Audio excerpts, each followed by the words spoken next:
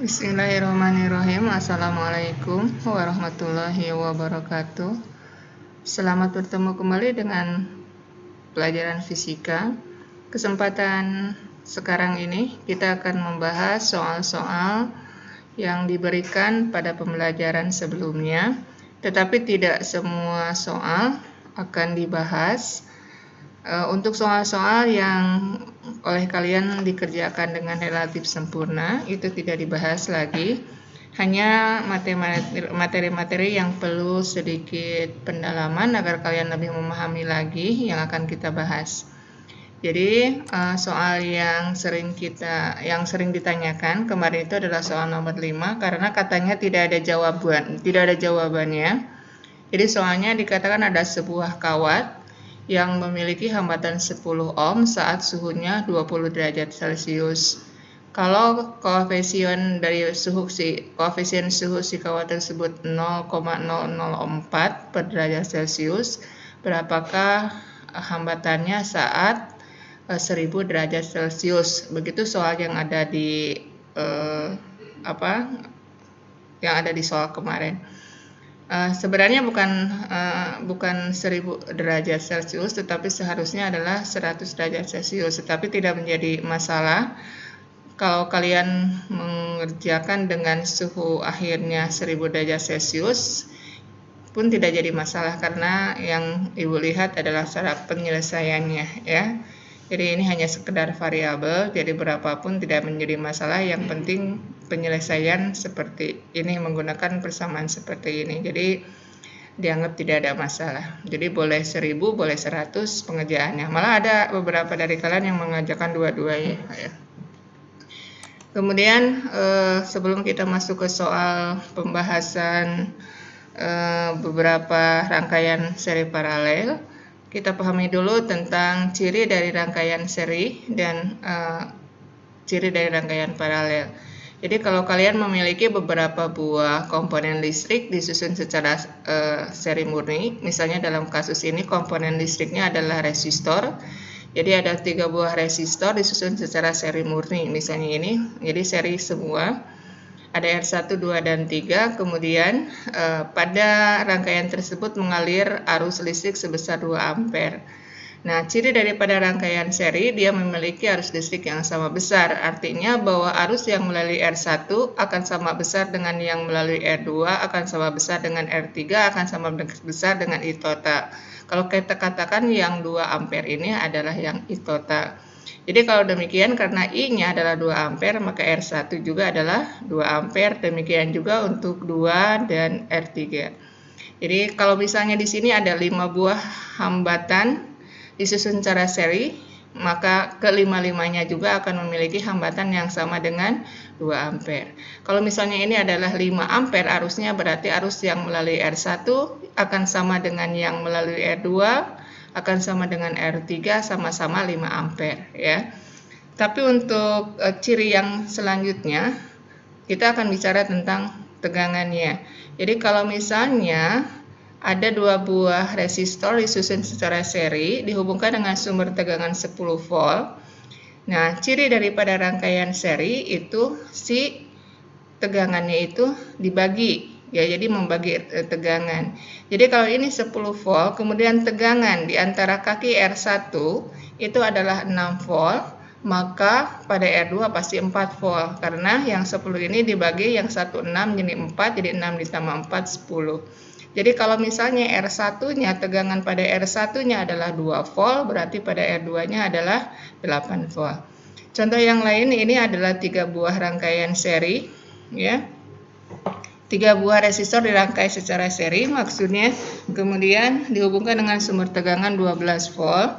Kalau misalnya tegangan di antara kaki-kaki resistor R1 adalah 2 volt, pada R2 adalah 7 volt, maka pada R3 adalah pasti 3 volt karena jumlah 7, 2, dan 3. Dalam kasus ini kita anggap hambatan dalam dari sumber tegangan adalah 0. Apa itu hambatan dalam materi SMP? Yaitu hambatan yang dimiliki oleh sumber tegangan, ya. Kemudian bagaimana kalau paralel? Jadi kalau paralel itu adalah cirinya kebalikan daripada seri. Jadi dalam kasus paralel yang sama itu adalah tegangan, sedangkan yang dibagi adalah arus. Jadi kalau misalnya ini ada dua buah resistor disusun secara paralel murni, jadi ini hanya paralel saja dihubungkan dengan tegangan 2 volt. Berarti tegangan pada R1 adalah 2 volt, pada R2 juga adalah 2 volt.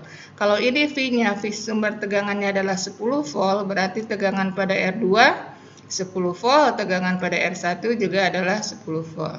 Bagaimana kalau misalnya hambatannya jadi 4 atau jadi 10, tetap semuanya akan memiliki tegangan yang sama dengan tegangan sumber. Jadi dalam kasus ini adalah 5 volt, maka semua tegangan pada R1 maupun pada R2 dan seterusnya semuanya adalah 5 volt. Nah, untuk arus, ini berarti hubungannya nanti dengan hukum Kirchhoff yang pertama atau hukum pertama dari Kirchhoff. Jadi kalau misalnya ini ada arus 2 ampere masuk dalam suatu titik percabangan paralel, berarti si 2 ampere ini akan terurai menjadi I1 dengan I2. Jadi hukum 1 dari Kirchhoff itu mengatakan jumlah arus yang masuk pada titik cabang akan keluar akan sama dengan jumlah arus yang keluar dari titik percabangan tersebut. Jadi kalau demikian misalnya masuk titik cabang ini adalah 2, berarti keluar juga jumlahnya harus 2. Jadi kalau misalnya arus pada I1, jadi arus yang masuk ke atas adalah 1,5 ampere, berarti agar jumlahnya yang keluar dari titik cabang ini 2 ampere, maka I2 adalah harus 0,5 ampere, ya. Seperti itu. Jadi kalau sekarang misal ada sebuah contoh soal, ini rangkaiannya gabungan seri paralel, R2 dengan R3 disusun secara seri, kemudian diparalelkan dengan R1. Kita anggap ini adalah titik cabangnya adalah A, berarti arus yang dari A ke B ke atas dan masuk ke R1 adalah I1, kemudian dari A ke E berarti cabang A, E, F itu adalah cabang yang paralel dengan cabang BC, ya. Jadi arus yang pada R2 tentu saja akan sama dengan arus yang melalui R3. Ingat susunan seri berarti arusnya sama besar. Jadi kalau I2-nya misal adalah 2 ampere, berarti arus pada R3 juga adalah 2 ampere. Oke, dalam kasus ini dikatakan bahwa sumber tegangan 10 volt, arusnya 0,5 ampere. Ingat dulu, oh ini cabangnya adalah ada cabang BC yang paralel dengan cabang AF, ya. Berarti kalau demikian, tegangan pada cabang BC harus sama dengan tegangan pada cabang AF. Bersama dengan tegangan sumber. Tegangan sumber adalah 10 volt, berarti tegangan BC 10 volt, tegangan dari AF juga adalah 10 volt. Nah, sekarang pada cabang AF ini tersusun seri antara R2 dengan R3, berarti yang 10 volt ini akan terbagi oleh R2 tegangan pada 2 dengan tegangan pada R3. Katanya dalam soal dikatakan tegangan pada R3 adalah 6 volt, berarti kalau titik pada R3 adalah 6 volt, berarti tegangan pada R2 adalah 4 volt. Jadi jumlahnya 10, ya, berarti tegangan pada R1 juga adalah 10. Nah, sekarang arus yang totalnya adalah 0,5. Kata soal, arus yang masuk I2 ini adalah 0,2 volt, berarti yang di titik di I2 0,2, berarti di titik E juga adalah 0,2, di titik F juga adalah 0,2, pada R3 juga adalah 0,2, ya. Jadi di satu cabang yang seri semuanya arusnya sama. Kalau I2-nya adalah 0,2, berarti yang I1-nya harus 0,3 agar jumlahnya 0,5. Arus yang masuk, keluarnya I1 dan I2. Hukum pertama dari Kirchhoff. Oke, dipahami lagi. Kalau masih bingung dengan konsep yang relatif sangat simpel ini, silakan bertanya di grup kelas masing-masing. Kita lanjutkan ke soal berikutnya. Jadi dalam soal di sini ada rangkaian gabungan seri paralel, 2 dengan 1 diserikan, kemudian 1 dengan 3 diparalelkan, ya. Dihubungkan dengan tegangan 6 volt, sumber tegangan memiliki hambatan dalam 1 ohm. Apa itu hambatan dalam? Yaitu hambatan yang dimiliki oleh sumber tegangan. Karena si tegangan memiliki hambatan dalam, akibatnya ia memiliki suatu tegangan jepit, ya, tegangan di antara sumber tegangan saat si arus mengalir pada rangkaian. Akibatnya akibat ada tegangan jepit di sini, maka tegangan jumlah total dari keseluruhan ini tidak akan 6 volt tetapi kurang dari 6 volt. Silakan dipelajari lagi materi SMP tentang tegangan jepit. Oke, jadi kalau misalnya rangkaian ini kita sederhanakan, maka kalian R1 dengan R2 kita sebut saja dengan R paralel, RP, yang besarnya 2 ohm. Ya, ini dioperasikan dengan konsep yang sudah kalian pahami, maka nilai RP-nya 2 ohm, maka R total kalian dapat adalah 6 ohm.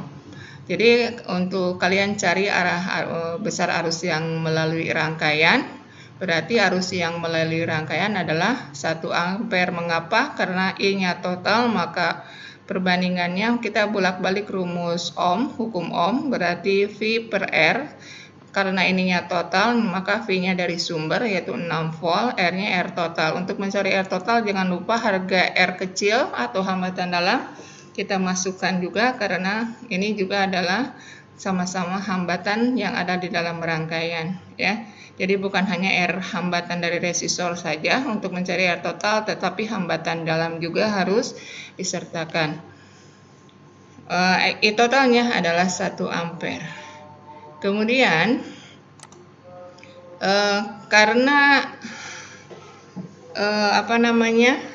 karena antara RP, R3 dan R4 itu dirangkai secara seri, I totalnya 1 ampere, otomatis arus yang melalui RP, yang melalui R3 dan yang melalui R4 sama-sama 1 ampere. Nah, si RP ini adalah hasil penyederhanaan dari R1 dengan R2. Ya, jadi kalau kita mau cari berapa besarnya I yang melalui si R1 yang 6 ohm ini, maka ada beberapa cara, banyak cara untuk mengerjakan ini. Ibu kasih 2 cara.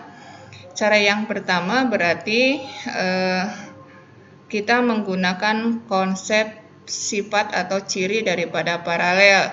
Tegangan di sini ciri dari paralel adalah memiliki tegangan yang sama. Berarti tegangan pada R1 dengan tegangan pada R2 harus memiliki tegangan yang nilainya sama. Tegangan itu tidak lain daripada I kali R, berarti I1. Kalau V1 berarti I1 kali R1. Ini V2 berarti I2 kali R2. Masukkan nilai R1 dan R2-nya, kemudian perbandingkan antara I1 dengan I2, kalian dapat perbandingan I1 per I2 sama dengan 1 per 2. Artinya I1-nya 1 bagian, I2-nya adalah 2 bagian. 2 bagian dari siapa? 2 bagian dari si I. Besar I itu adalah 1 ampere. Berarti kalau demikian, karena di sini menjadi ada 1 bagian, 2 bagian, berarti keseluruhan si I total itu menjadi 3 bagian. Berarti di sini 3 bagian dari dibagi 3, agar berarti 1 bagiannya masing-masing adalah 1 per 3 ampere. Ya. Jadi 1 ampere ini dibagi 3, jadi setiap bagiannya adalah 1/3 ampere. Jadi kalau demikian, tadi dikatakan I1-nya itu adalah 1 bagian dari I total. Berarti kalau demikian, 1 bagian kali I total, I-nya perbagiannya adalah 1/3. Berarti I1-nya adalah 1 bagian, tapi bukan dari I total, dari tiap bagian si I tadi. Berarti kita tahu bahwa setiap bagian dari I itu adalah 1/3 ampere. I totalnya 1 ampere, karena tadi ada 3 bagian, maka setiap bagian adalah sepertiga ampere, begitu maksudnya ya. Berarti I1-nya 1 bagian, berarti kalau 1 bagian adalah sepertiga ampere. Sedangkan I2-nya adalah 2 bagian, berarti 1 bagian ada 1/3, berarti kalau 2 bagian adalah 2/3 ampere. Itu cara yang pertama. Sedangkan cara yang kedua itu biasanya kalian kerjakan dengan cara biasanya disebut dengan rumus bimbel. Ya, biasa kalian nyebutnya dengan rumus bimbel. Ini caranya I1. Kalau mencari I1, kalau mencari I2, nanti Ibu kasih mengapa rumusnya seperti ini. Nanti di akhir kita akan menurunkan rumus mengapa rumusnya seperti ini, meskipun ada rumus cara cepat yang jauh lebih cepat dan tidak harus dihafalkan. Jadi rumus ini memang efeknya harus dihafal. Tidak mengapa, karena ini rumus tidak salah, ini dapat dari konsep juga, nanti kita akan lihat. Jadi bisa dengan cara seperti ini ya. Ini yang biasanya yang suka bimbel-bimbel biasanya pakai rumus ini. Boleh, silakan ya. Ini tidak salah. Ada cara lain, ada ya, banyak sekali caranya. Jadi silakan saja, yang penting caranya benar dan hasilnya benar, no problem ya. Kemudian kita masuk ke soal yang nomor 10. Soal nomor 10 ini rangkaiannya antara 1, 2, dan 3 di paralel, kemudian di seri dengan R4, kemudian hasil dari ini semua diparalelkan lagi dengan R5. Yang ditanyakan adalah tegangan antara AB, berarti tegangan yang hasil paralel ini ya, antara R1, R2, 3, atau kalau kita nyatakan R1, 2, dan 3 kita jadi R paralelkan, berarti rangkaiannya menjadi begini. Jadi yang ditanyakan adalah tegangan di antara kaki-kaki R paralel. Ini R paralel, ini berarti R4, ini R paralel. Kalau kalian operasikan berapa besarnya, berarti untuk mencari R paralel ini adalah 16/4, ini sama dengan 4 ohm. Berarti si R paralel adalah 4 ohm. Jadi ini diparalelkan, hambatannya jadi 4 ohm. Berarti yang R paralel diserikan, kemudian diparalelkan dengan R5 ya. Ditanyakan berapa tegangan pada AB. Oke, lanjut. Berarti bisa dengan banyak cara.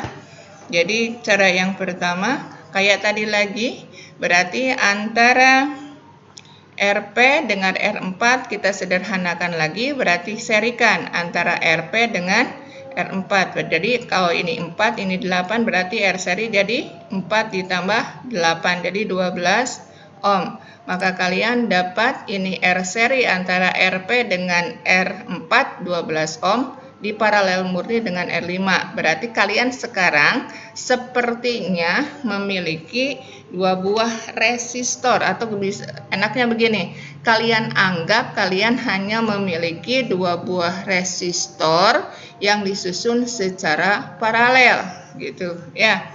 Jadi kemudian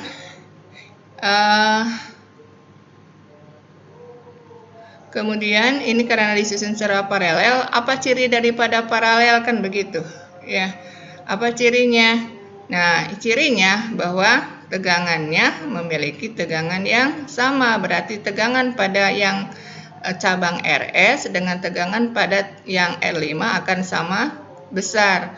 Uraikan caranya seperti yang soal yang tadi, maka kalian dapat besar IS akan sama dengan besar I5, berarti besar arus yang melalui RS akan sama dengan yang melalui R5 ya. Nah, berarti di sini dalam soal dikatakan I-nya besarnya adalah 4 ampere. Kalau 4 ampere berarti masuk ke titik ini 4 ampere, di atas 12, di bawah 12, berarti harga R-nya sama. Karena sama berarti harus memiliki cabang ke bawah nilainya sama, cabang ke atas nilainya juga sama. Jadi kalau demikian si 4 itu terbagi 2 secara sama besar, maka yang melalui RS 2 ampere, yang melalui R5 juga adalah 2 ampere. Jadi di sini bermain logika karena fisika tidak harus selalu menggunakan rumus. Jadi kalian juga bisa menggunakan konsep logika ya. Jadi fisika boleh dikerjakan dengan hanya menggunakan konsep logika tanpa ada rumus di dalamnya, itu sah. Kemudian kita sudah dapat bahwa I yang melalui RS adalah 2 ampere. Jadi kalau kita anggap ini VAB adalah berarti si RS-nya kita bongkar lagi menjadi RP dengan R4. Jadi RAC-nya ini berarti kan RA ke C itu adalah RS. Nah, si RS-nya kita bongkar lagi menjadi RAB dengan RBC. Berarti ini harga yang yang paralel. Ini serikan dengan ini, maka I yang melalui AB dengan I yang melalui BC harus sama besarnya dengan I yang dari A ke C. Diketahui dari A ke C ya. A ke C itu kan dari awal S. Jadi I dari awal ke akhir ini yang cabang di atas ini kalau diuraikan lagi bisa menjadi dari A ke C sini. Berarti ada R1, 2, 3 dan 4 ya. Nah, diketahui kan ini 2 ampere, berarti dari A ke C 2 ampere, berarti A ke B juga 2 ampere, B ke C juga 2 ampere. Gitu ya. Jadi I yang melalui AB 2 ampere. Nah, karena yang ditanyakan adalah tegangan, maka tinggal bongkar. Kan tegangan AB tidak sama dengan tegangan BC, kan seri. Kan yang seri mah tegangannya tidak sama ya, yang sama adalah arus. Yang tidak samanya dicari dengan rumus. Jadi mencari V pakai rumus Ohm, I kali R, karena mencari AB maka I-nya I dari A ke B. R-nya juga dari A ke B, masukkan maka didapat 8 volt. Dengan begitu, bagaimana Bu kalau mau mencari tegangan B kali C, B ke C? Ya sama, berarti I dari B ke C, R-nya dari B ke C. Kalian akan dapat berapa V dari B ke C. Begitu. Cara yang lain. Nah, ini bisa menggunakan rumus cepat yang tadi ya. Jadi kalau I pada cabang AC itu berarti cabang yang hambatan yang bawah dibagi R total dikalikan I total. Bagaimana rumusnya? Ini sama penurunan rumusnya nanti. Didapat I pada cabang AC ya, cabang AC. Jadi dianggap saja ini ada 2 buah ini begini ya, biar nggak bingung mah. Ini RP dengan R4 diserikan. Jadi seolah-olah kalian mendapatkan atau mempunyai 2 buah resistor yang disusun secara paralel. R5 dengan RS yang tadi. Nah, berarti untuk mencari I pada cabang yang AC ini berarti R5 dibagi totalnya ya. Berarti R5 ditambah RS gitu. RS itu adalah RP ditambah R4 kali I total. Maka kalian dapat I cabang AC-nya adalah 2 ampere. Nah, ini IAC, I dari A ke C itu harus sama dengan I dari ke B dan I dari B ke C, berarti sama-sama 2 ampere. IAB-nya 2 ampere, berarti mencari VAB-nya 8 volt. Jadi dengan cara yang ini dan cara yang ini memiliki hasil yang sama. Harus sama. Kalau tidak sama berarti salah. Begitu. Ini satu lagi. Kalau ini soalnya sebenarnya relatif sederhana. Cuman soalnya aja kayak riweuh, jadi kayak soalnya kayak susah. Padahal sebenarnya kalau kalian paham konsep, ini soalnya relatif mudah. Jadi ada berapa ini? Ada 1, 2, 3, 4, 5. Ada 5 resistor disusun sedemikian rupa. Ini R yang ini hanya dalam soal dikatakan R. Berapakah hamba yang ditanyakan tegangan pada kaki-kaki si R, antara kaki. Berarti kalau tegangan antara kaki R itu bisa disebut dengan tegangan antara A dan B, atau tegangan pada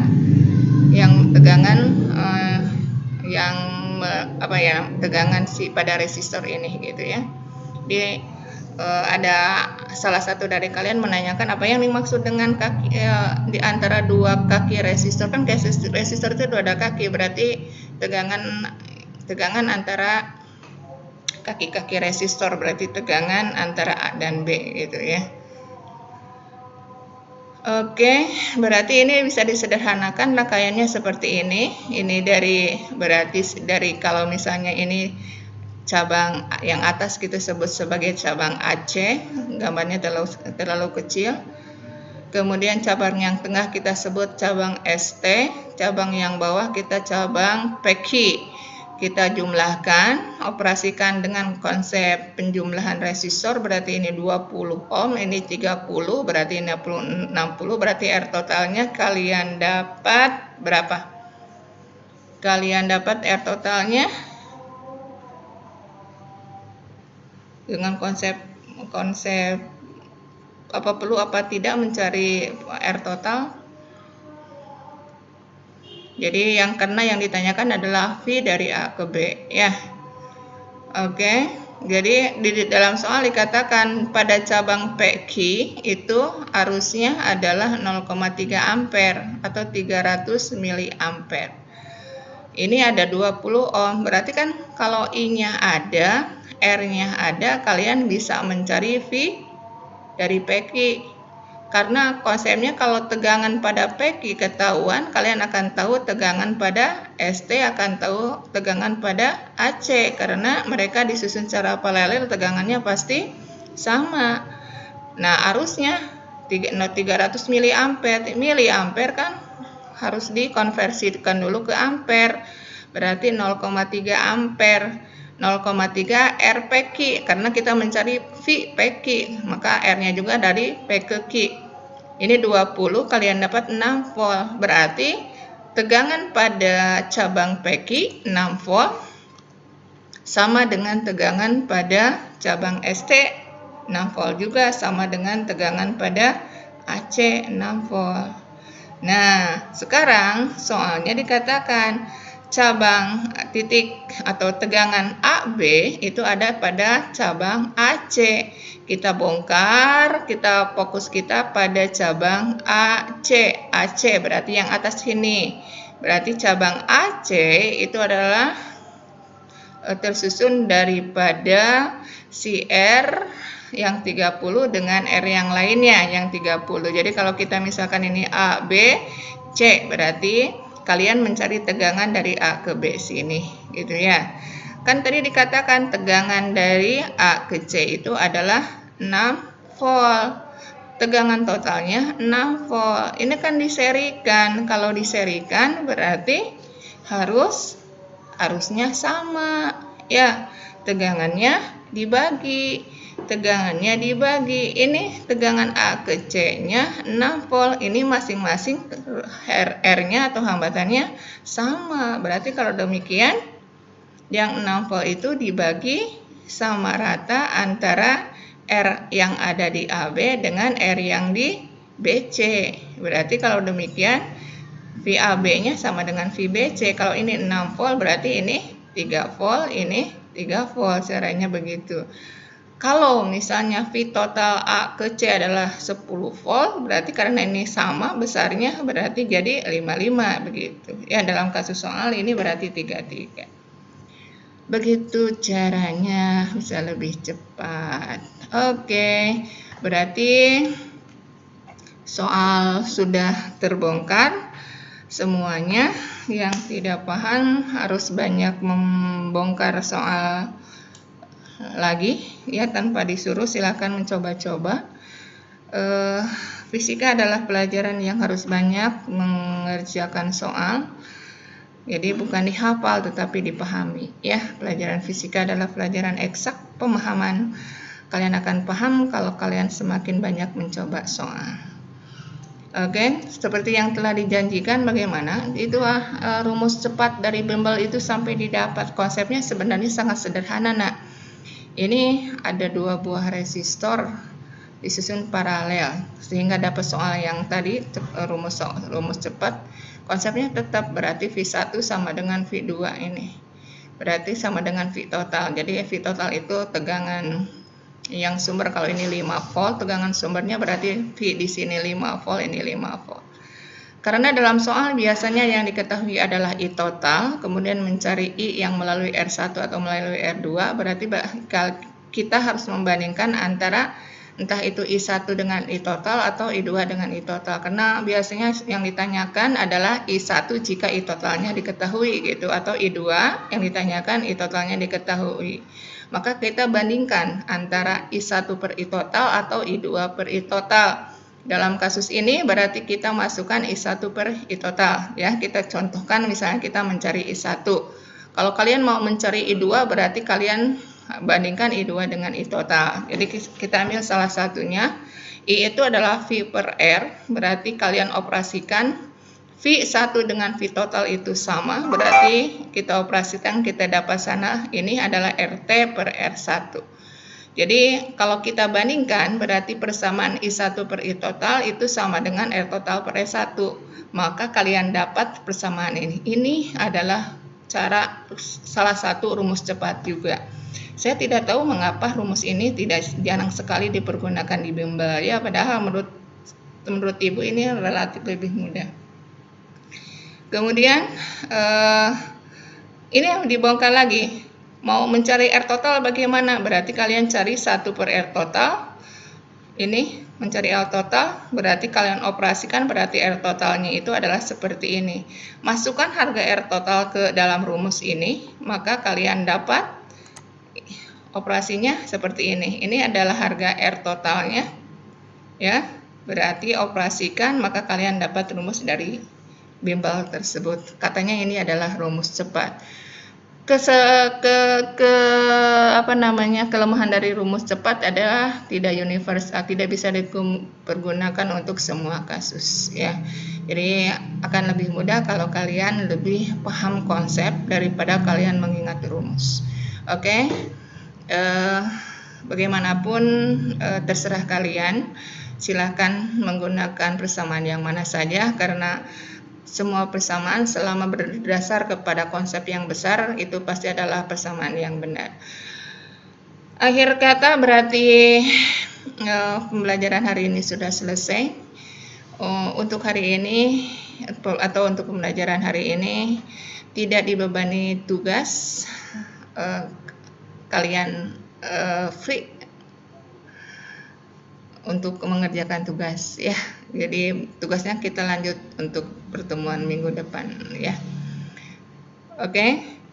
Semoga kita selalu diberikan kesehatan dan kita berdoa semoga Allah mengabulkan semua permintaan dan doa-doa kita. Amin ya rabbal alamin.